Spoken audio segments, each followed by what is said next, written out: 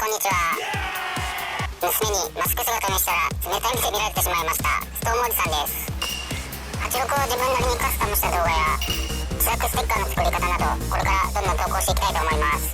第1回目です。よろしくお願いします。今回トライバルでボンネットとルーフにストライプを作りました。クールレーシングさんのコンプリート仕様なんですけど、他の人と違う86を作りたかったんで、なんかないかなって調べてるうちにストライプを入れようと思ったです。買うと高いし、作ろうと手切りステッカーにたどり着きました。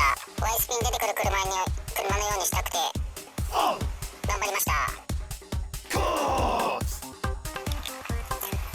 いろいろトライバルの柄を調べて手書きしてみました。よくよく考えたら真ん中の柄絶対切り抜き無理だなと思ってデザイン変更しました。次にトライバルの模様に合わせてカッターを入れていきます。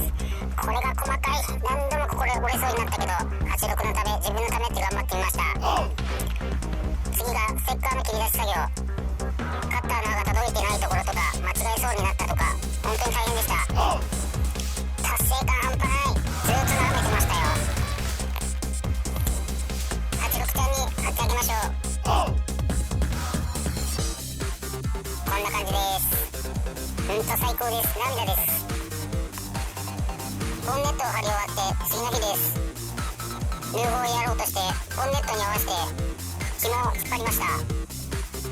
貼ろうとしたら全然まっすぐ貼れません。ルーフの湾曲を計算してませんでした。まっすぐ貼れない。右と真ん中と左の3つのパーツに分けて貼りました。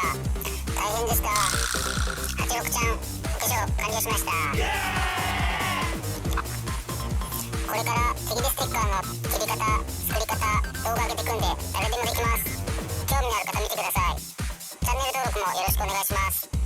ハートリップルのストームおじさんでした。ご視聴ありがとうございました。